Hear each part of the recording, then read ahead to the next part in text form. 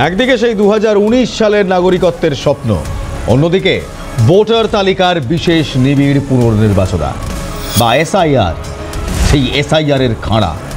প্রশ্ন এখন একটাই যে এই মতুয়া ভোট ব্যাংককে ভরসা করে দুটো প্রধান দল তৃণমূল এবং বিজেপি বাংলায় নিজেদের ক্ষমতা বিস্তার করেছে। সেই মতুয়া সমাজ কি এবার তাদের গণতান্ত্রিক অধিকার হারাতে চলেছে? এসআইআর শুরু হতেই গোটা মতুয়া সম্প্রদায় আতঙ্কে। নদিয়া, উত্তর 24 পরগনা, দক্ষিণ 24 পরগনা প্রায় 15 লক্ষ মতুয়া ভোটার তালিকা থেকে নিজেদের নাম বাদ যাওয়ার ভয়ে সিটিয়ে আছেন। Good evening ladies and gentleman, আমি ইলমাস সৈয়দ, আর আজকের বিগ স্টোরিতে তাই এই মতুয়া ভোট ব্যাংকের চাবিকাঠি যাদের হাতে থাকে, অনেকে বলে এই রাজ্যের প্রায় 70টা সিটে তারাই জেতে। কিন্তু মতুয়াদের যে আতঙ্ক, যে ভয় এই এসআইআর নিয়ে শুরু হয়েছে, সেই ভয়টা কিসের? আসলে এই ভয়টা হলো এই প্রক্রিয়ায় ভোটাধিকারের প্রমাণ করাতে নথির কড়াকড়ি, অর্থাৎ নিজের ভোটাধিকার আদৌ আছে কি নেই সেটা প্রমাণ করতে নথির কড়াকড়ি হচ্ছে। আর এই কড়াকড়িতেই সবচেয়ে বেশি বিপদে পড়ছেন শরণার্থী মতুয়ারা। মতুয়ারা কেন ভয় পাচ্ছেন? কারণ এই এসআইআরে পুরনো ভোটার তালিকার সঙ্গে নাম মেলাতে বলা হচ্ছে। আর যদি কেউ 2002 সালের সেই তথ্যের সঙ্গে নিজেদের নাম লিঙ্ক করতে না পারেন, তাহলে কি হবে? তাদের নাম ডিলিট কিংবা বাদ যাবে। মতুয়া সমাজ যারা মূলত উত্তর এবং দক্ষিণ 24 পরগনা ও নদিয়া জেলায় বাস করেন, মূলত তারা কিন্তু দুপক্ষের কাছেই অত্যন্ত গুরুত্বপূর্ণ। কেন গুরুত্বপূর্ণ শুনবো এই মতুয়া নিয়ে। শুভময় মৈত্র তিনি কি বলছেন এই মতুয়াদের নিয়ে? ভারতীয় জনতা পার্টি এবং তৃণমূল কংগ্রেস দীর্ঘদিন ধরে কোন খেলা, কোন গেম খেলে এসছে দেখুন। বিজেপি বলছেন যে মতুয়ারা এদেশের ভোটার এবং তারা বিভিন্ন রকম প্রসেসের মাধ্যমে এদেশের নাগরিক এবং এর ফলে কোনো অসুবিধে হবে না। এর মাধ্যমে মানুষ, তাদের তো প্রচুর ভোট দিয়েছেন বিভিন্ন নির্বাচনে, দেখা গেছে উত্তর 24 পরগনা বা নদিয়ার প্রচুর যে মতুয়া অধ্যুষিত আসন, সেখানে বিজেপি খুব ভালো ফল করেছে। যদি হয় যে তৃণমূল বোঝাতে পারে সেই হিন্দু মানুষদের যে এই এসআইআর এর মধ্যে দিয়ে তাদের অসুবিধের সৃষ্টি হচ্ছে, সেক্ষেত্রে সেই মানুষগুলি অন্যদিকেও চলে যেতে পারেন। এই বিষয়টি বোঝা যাবে যখন এসআইআর শেষ হবে, ইলেকটোরাল রোলটা দেখা যাবে সেই সময়। যদি অবশ্যই প্রচুর মানুষের নাম বাদটা চলে যায়, সেক্ষেত্রে মানুষ অখুশি থাকবে নির্বাচন কমিশনের ওপর এবং তার প্রভাব যেটা পড়তে পারে সেটা বিজেপির পক্ষে নেতিবাচক হবে, তৃণমূলের পক্ষে সেটা সুবিধা হবে। অর্থাৎ এই ভোটার জোরেই কিংবা এই ভোটের জোরেই, মতুয়া ভোট ব্যাংকের জোরে একসময় তৃণমূল কংগ্রেস আর এখন বিজেপি শক্তি বাড়িয়েছে। এসআইআর যদি সফল হয় তাহলে দেখা যাবে উত্তর 24 পরগনার বনগাঁ, স্বরূপনগর, গাইঘাটা, অশোকনগরের মতো গুরুত্বপূর্ণ আসনগুলোতে 25 থেকে 40% মতুয়া ভোট মুছে যেতে পারে। ঠিক শুনলে, স্বরূপনগর, গাইঘাটা, অশোকনগরের মতো গুরুত্বপূর্ণ আসনগুলোতে 25 থেকে 40% মতুয়া ভোট মুছে যেতে পারে। রাজনীতিতে ঝড় উঠছে এই এসআইআর নিয়ে। একদিকে কেন্দ্রীয় মন্ত্রী ও বিজেপি সাংসদ শান্তনু ঠাকুর বলছেন এই প্রক্রিয়া পরিষ্কার ভোটার তালিকা তৈরি করবে। তার দাবি এর ফলে রোহিঙ্গাদের মতো অবৈধ ভোটার ও ভুতুড়ে ভোটারদের নাম বাদ যাবে, আর এতে আসল ভোটার এবং বিজেপিরই লাভ হবে। কিন্তু উল্টো সুর গাইছেন তৃণমূলের মতুয়া নেত্রী মমতা বালা ঠাকুর। তিনি বলছেন এসআইআর আসলে শরণার্থী মতুয়াদেরই বেশি ক্ষতি করবে। তিনি আরও বিস্ফোরক দাবি করছেন যে প্রায় 2 কোটি মতুয়া মানুষের নাম বাদ যেতে পারে। 95% মতুয়া সমাজের মানুষ তাদের নাম হারাতে পাবে। শুনুন শান্তনু ঠাকুর এবং মমতা বালা ঠাকুর তাদের বক্তব্য। ফালতু কোনো অনশন ফনশন চলছে না, একটা রাজনৈতিক মার্কেট গরম করার ধান্দা। ঠিক আছে, পরিষ্কার কথা বলি, বাংলাদেশি মুসলমান, রোহিঙ্গা, ভুতুরে ভোটার যাদের অস্তিত্ব সংকট তৈরি হয়েছে, তারাই একমাত্র ওখানে অনশন টাইপের একটা নাটক করে বসেছে, আর কিছু নেই। ওনার উপর আমাদের পুরো ভরসা, দিদির প্রতি আমাদের পুরো ভরসা। দিদি আশ্বাস দিয়েছে, আমরা ওইটাই বিশ্বাস করে বসে আছি। আমরা সম্পূর্ণটা বিশ্বাস করছি।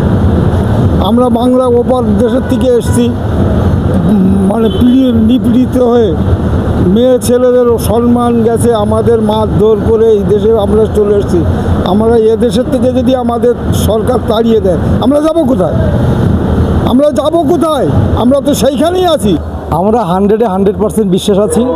কালকের যে মমতা ব্যানার্জি ধর্মতলার বুকে যে সমাবেশ করেছিলেন, সেখানে প্রচুর দল এবং দলপতি গোসাইদরা উপস্থিত ছিলেন।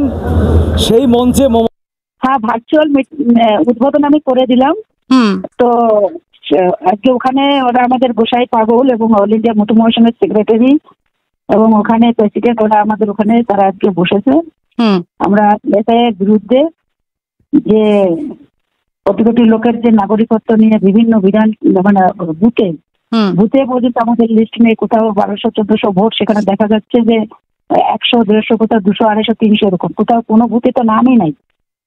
তো 2000 সালের আগে মানে এতদিন ধরে তারা ভোট দিল, এখন ভোট কেটে দেবে, যেটা আসামে করেছে। আমরা তার বিরুদ্ধে লড়াই করছি যে ওপার বাংলার মানুষ এবং যারা মতুয়া সমাজের লোক, যে ধর্মেরই মানুষ হোক না কেন, তাদের পাশে আমরা অল ইন্ডিয়া মতো মহাসংঘ আছি এবং থাকবো। আমার অন্বেষণ তারা আমাদের।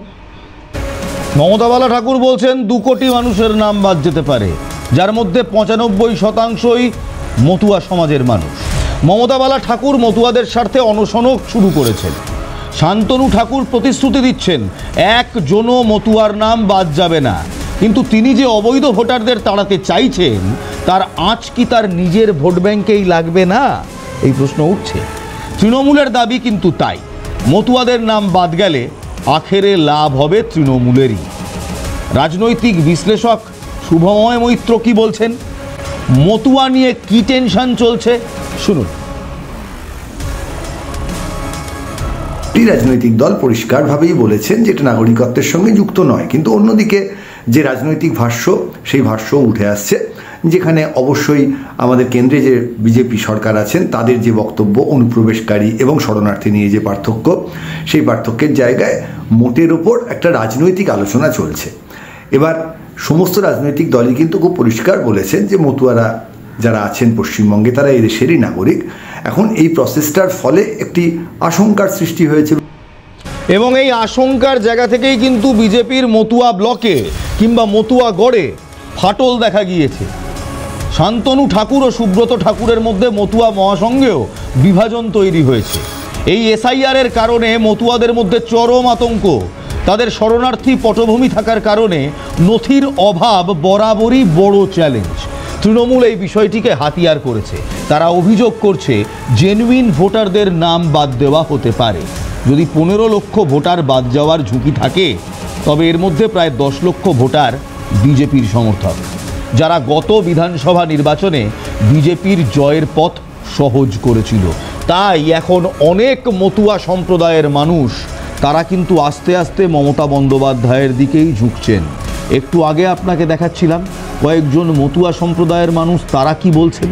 তারা কিন্তু কোথাও মমতা বন্দ্যোপাধ্যায়ের 4 নভেম্বরের সেই মহামিছিলে অনুপ্রাণিত এবং অনুপ্রেরণা পেয়েছে। অর্থাৎ গেরুয়া শিবির থেকে আস্তে আস্তে তারা কিন্তু ঘাসফুলের দিকে আবার আসতে পারে। তাদের বক্তব্যে এটা স্পষ্ট, শুনুন। আমাদের পুরো ভরসা দিদির প্রতি, আমাদের পুরো ভরসা। দিদি আশ্বাস দিয়েছে, আমরা ওইটাই বিশ্বাস করে বসে আছি। আমরা সম্পূর্ণটা বিশ্বাস করছি।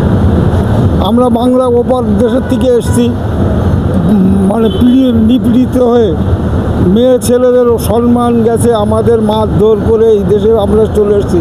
আমরা এদেশের থেকে যদি আমাদের সরকার তাড়িয়ে দেয় আমরা যাব কোথায়? আমরা যাব কোথায়? আমরা তো সেইখানেই আছি।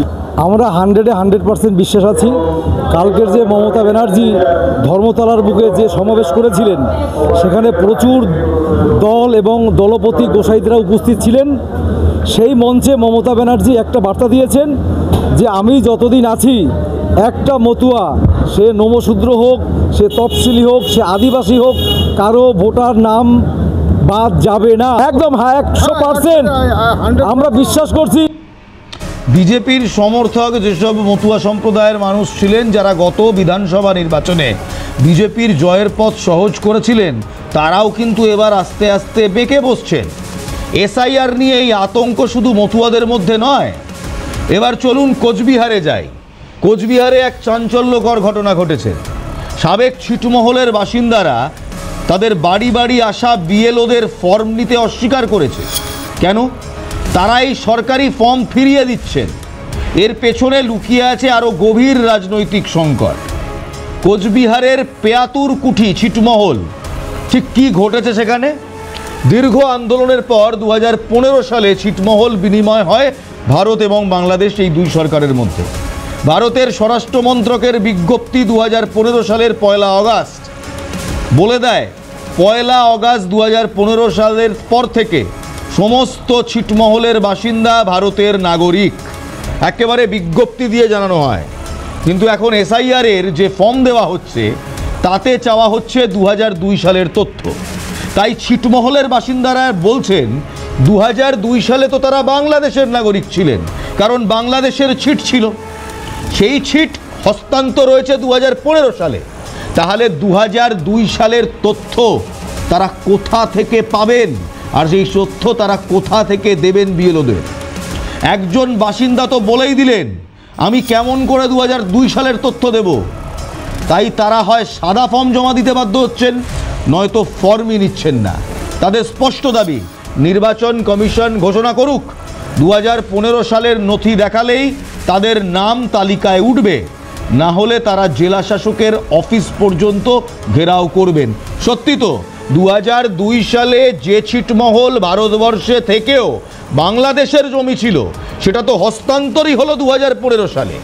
স্বরাষ্ট্র মন্ত্রকের বিজ্ঞপ্তি হিসেবে 1 আগস্ট 2015 থেকে তারা ভারতীয় নাগরিক হলেন।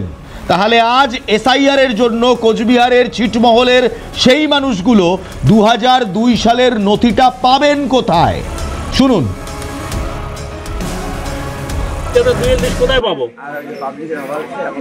প্রশ্নটা এই জায়গায়, এই জন্য বিআরএল কে ঘুরিয়ে দিলাম যে এটা নিয়ে তাড়াতাড়ি সুব্যবস্থা করে তারপরে আসুন।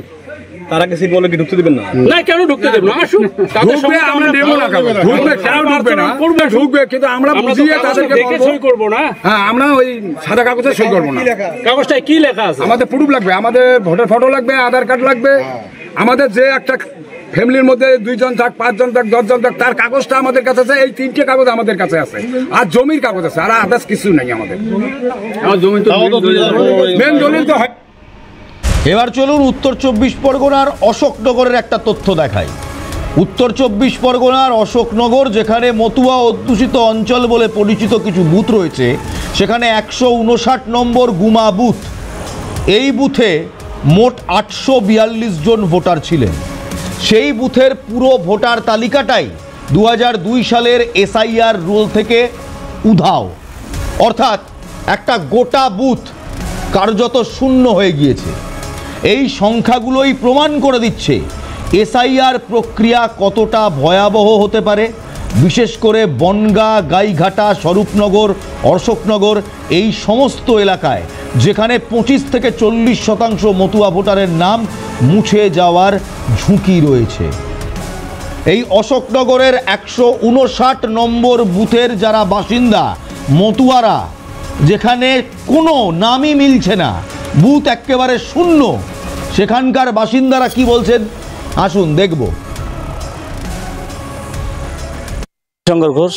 কত নম্বর বুথ আপনাদের? আমাদের 159 নম্বর বুথ। আদি বা এখানে আদি, আমরা তো এইখানে দেশীয় লোক। কি আবেদন জানাবেন? আবেদন আমাদের যাতে হয় এটা দেখতে হবে। এর নির্বাচন কমিশনের ভুল হোক বা যে কোনো মিস্টেক হতে পারে, সেটা দেখুক। নয়তো আমাদের অন্য কিছু দেখ, আমাদের কাগজপত্র অন্য দেখাচ্ছি আমরা। কারণ আমরা তো আর এই দেশি, আমরা তো বাইরের কিছু না, আমাদের স্বাধীন হওয়ার আগের থেকে আমরা এখানে বাস করি। আমাদের বুথটাই আউট হয়ে গেছে, অন্য বুথগুলো আছে। 2002 সালের ভোটার লিস্টটাই পুরো নেই আমাদের। এইখানকার পুরো আমাদের এই পাড়াটারই পুরো লিস্টটাই এখন নেই। আমরা খুবই আতঙ্কিত, কি করে এই লিস্টটা দেবে সেটা আমরা কি চাইছি। কতটা চিন্তিত, অনেকেই চিন্তিত, সবারই খাওয়া ঘুম বন্ধ হয়ে যাচ্ছে এই নিয়ে যে কেন। আমাদের পাড়ায় মনে হয় ওই 886-87 জন এরকম ভোটার আর কি। 2002 এর লিস্টে 2002 এর লিস্ট পাইনি, মানে কোনো কম্পিউটারে দেখাচ্ছে না। হ্যাঁ, আমরা এখানেই ভোট দিতাম আর কি। আমার নাম গৌতম ঘোষ। কতদিন ধরে এখানে বসবাস করছেন? আমি ধরেন আমার ডেট অফ বার্থ আছে 20/6।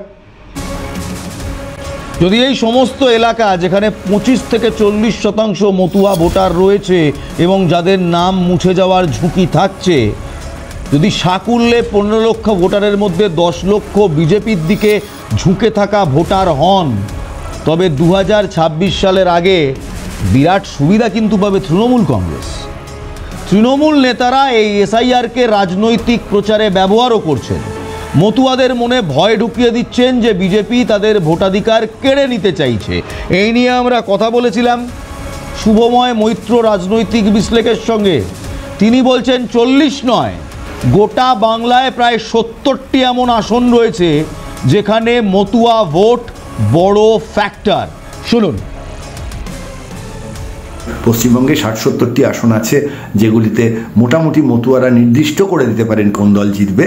সুতরাং বিষয়টি যে অত্যন্ত গুরুত্বপূর্ণ এ নিয়ে কোনো সন্দেহ নেই, কিন্তু কি হলে কি হবে এই আলোচনা অত্যন্ত বিশদে না গিয়ে চটজলদি বুঝে যাওয়া কিন্তু খুব শক্ত, এবং এখন পর্যন্ত এমন কোনো পরিস্থিতি নেই যাতে পরিষ্কার কোনো ট্রেন্ড বোঝা যাচ্ছে যে মতুয়ারা হঠাৎ করে বিজেপির থেকে সকলে তৃণমূলের দিকে চলে যাবেন বা সবাই বিজেপির পক্ষে চলে যাবেন। এই ধরনের কোনো বিষয় এখনও কিন্তু এই মুহূর্তে পরিষ্কার নয়। রাজনৈতিক নেতা নেত্রীরা যে রাজনৈতিক দলে আছেন তারা তাদের মতো করে ভাষ্য স্থির করবেন, এবং সেই ভাষ্য স্থির করার মাধ্যমে মানুষ তাদের দিকে যাবে কি যাবে না সেটা নির্দিষ্ট হবে। কিন্তু ভোট, আজকের যে নির্বাচনী প্রক্রিয়া সে কিন্তু মোটামুটি T20, মানুষের মেমারি খুব লম্বা নয়। বিষয়টা বুঝে আমার ধারণা অনেক বেশি আভাস পাওয়া যাবে ফেব্রুয়ারি-মার্চ মাসে। বিজেপি কি তবে হাল ছেড়ে দিচ্ছে? না, মোটেই না। বিজেপি পাল্টা রণকৌশল নিয়েছে। কি সেই রণকৌশল বলবো একটা ছোট্ট বিরতির পর। লেডিজ এন্ড জেন্টলম্যান, 2026-এর ভোটের রণক্ষেত্রে কিংবা ভোটের বাংলার কুরুক্ষেত্রে মতুয়া ভোট ব্যাংক যে বেশ গুরুত্বপূর্ণ তা নিশ্চয়ই বুঝতে পারছেন।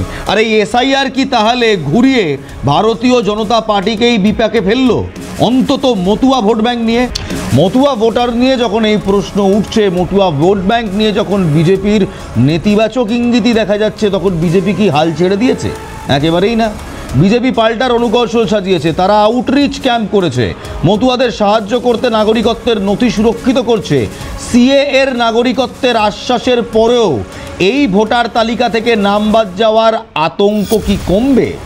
বিজেপির যুক্তি, সাময়িকভাবে নাম যদি বাদ যায়ও, সিএএ প্রক্রিয়াকরণের পরে মতুয়ারা আবার ভোটার তালিকায় নাম তুলতে পারবেন। কিন্তু এই প্রক্রিয়া জটিল এবং বিভ্রান্তিকর। এই বক্তব্য খোদ শান্তনু ঠাকুরের। শুনুন।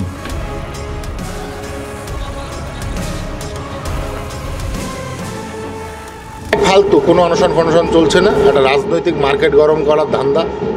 ঠিক আছে, পরিষ্কার কথা বলি, বাংলাদেশি মুসলমান, রোহিঙ্গা, ভুতুরে ভোটার যাদের অস্তিত্ব সংকট তৈরি হয়েছে তারাই একমাত্র ওখানে অনশন টাইপের একটা নাটক করে বসেছে, আর কিছু। শান্তনু ঠাকুর বলছেন সমস্তটাই নাকি বাংলাদেশি রোহিঙ্গাদের কৌশল। মমতাবালা ঠাকুর যে অনশন করছেন সেটা নাকি পুরোটাই কৌশল। কিন্তু বিশ্বাস করুন, এই সিএএতে নাম তোলা প্রক্রিয়া অনেকেই বলছে জটিল এবং বিভ্রান্তিকর। অন্যদিকে তৃণমূলের এই সুযোগকে কাজে লাগিয়ে মতুয়া কমিউনিটির মধ্যে বিজেপি বিরোধী মনোভাব তৈরি করার শুরু হয়ে গিয়েছে। তাদের অভিযোগ, এই এসআইআর প্রক্রিয়া অস্থিরতা সৃষ্টি করছে। এই টালমাটাল পরিস্থিতি বহু আসনে ভোটের সমীকরণ পাল্টে দিতে পারে। এসআইআরের খাঁড়া যদি এভাবে মতুয়া ভোটের 25 থেকে 40% মুছে ফেলে, তবে বনগাঁ, গাইঘাটা, কৃষ্ণনগর এই গুরুত্বপূর্ণ আসনগুলোতে কি হবে? অঙ্কের হিসেব বলছে এটা হবে 2026 সালের আগে এক নীরব অভ্যুত্থান। এই বিপুল সংখ্যক ভোটারের নাম বাদ যাওয়ার পেছনে শুধু তালিকা পরিষ্কার করার উদ্দেশ্যই কি রয়েছে, নাকি আরও বড়, আরও গোপন একটি পরিকল্পনা লুকিয়ে আছে? এই নীরব পদক্ষেপ কি পশ্চিমবঙ্গের রাজনৈতিক মানচিত্রকে স্থায়ীভাবে বদলে দেবে? সামনে আসছে এক ভয়ানক তথ্য। প্রশ্নটা কেবল ভোট দেওয়া বা না দেওয়ার নয়, প্রশ্নটা হলো নাগরিকত্বের আত্মমর্যাদার। নথিপত্রের এই জটিলতায় মতুয়ারা যখন চূড়ান্ত আতঙ্কে, তখন রাজনৈতিক প্রতিদ্বন্দ্বিতা আরও বাড়ছে।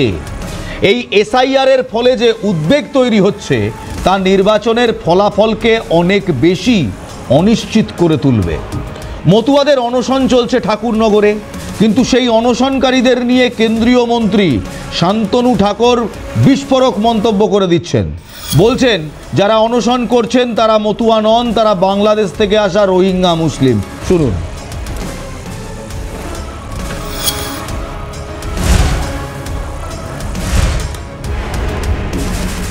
ফালতু কোনো অনশন ফনশন চলছে না, একটা রাজনৈতিক মার্কেট গরম করার ধান্দা। ঠিক আছে, পরিষ্কার কথা বলি, বাংলাদেশি মুসলমান, রোহিঙ্গা, ভুতুরে ভোটার যাদের অস্তিত্ব সংকট তৈরি হয়েছে তারাই একমাত্র ওখানে অনশন টাইপের একটা নাটক করে বসেছে, আর কিছু নেই। অনশনে রয়েছেন মতুয়া সম্প্রদায়ের মানুষ। শান্তনু ঠাকুর তাদের বলছেন রোহিঙ্গা, মুসলিম, বাংলাদেশি। শান্তনু ঠাকুরের এই মন্তব্য যে আগুনে ঘি ঢালার মতো। একদিকে তিনি বলছেন মতুয়ারা সুরক্ষিত, অন্যদিকে যারা প্রতিবাদ করছেন তাদের চিহ্নিত করছেন রোহিঙ্গা, বাংলাদেশি হিসেবে। এই মন্তব্য মতুয়া মহাসংঘের অভ্যন্তরীণ সংঘাতকে আরও তীব্র করছে। একটি সম্প্রদায়কে নিজেদের ভোট ব্যাংক হিসেবে ব্যবহার করার রাজনীতি যখন তুঙ্গে, তখন এই ধরনের মন্তব্য পুরো পরিস্থিতিকে আরও জটিল করে তুলছে। এসআইআর কি সত্যি কেবল অবৈধ ভোটারদের সরানোর জন্য, নাকি এই প্রক্রিয়া আসলে রাজনৈতিক দলগুলোর নেওয়া এক হিসেব করা ঝুঁকি, যেখানে তারা নিজেদেরই এক অংশের ভোট ব্যাংকে সাময়িকভাবে বলি দিতে প্রস্তুত কেবল প্রতিপক্ষকে কোণঠাসা করার জন্য? শেষমেশ কোথায় দাঁড়াচ্ছে বাংলার রাজনীতি? মতুয়া সমাজ আজ এক নথিপত্রের চোরাবালিতে দাঁড়িয়ে রয়েছে। তাদের গণতান্ত্রিক অধিকার আজ নির্ভর করছে 2002 সালের তালিকার ওপর, যা অনেকের কাছেই নেই। প্রায় 42টিরও বেশি গুরুত্বপূর্ণ আসনে এই এসআইআরের সরাসরি প্রভাব পড়তে পারে। অনেকে বলছেন সেই সংখ্যাটা বেড়ে 70টি বিধানসভা কেন্দ্রিক আসন হতে পারে। বিজেপিকে হয়তো তাদের শক্তিশালী ঘাঁটিতে বড় ধরনের ধাক্কা খেতে হলেও হতে পারে। অন্যদিকে তৃণমূল হয়তো সেই ধাক্কা থেকেই নতুন করে শক্তি সঞ্চয় করবে। তবে আমাদের প্রশ্ন, এই খেলার শেষটা কোথায়? এই জাতিভিত্তিক ভোট ব্যাংকের শেষ কোথায়? কবে হবে মতুয়াদের জন্য নাগরিকত্বের প্রতিশ্রুতি রক্ষা? 2019 সাল থেকে তো শুধু প্রতিশ্রুতি, এবং যারা ছিটমহলের বাসিন্দা তারা 2015 সাল থেকে পাচ্ছেন প্রতিশ্রুতি। সেই প্রতিশ্রুতি রক্ষা করা হবে কবে? এই প্রশ্ন তুলেই শেষ করছি। ভালো থাকবেন, ভালো রাখবেন। জয় হিন্দ।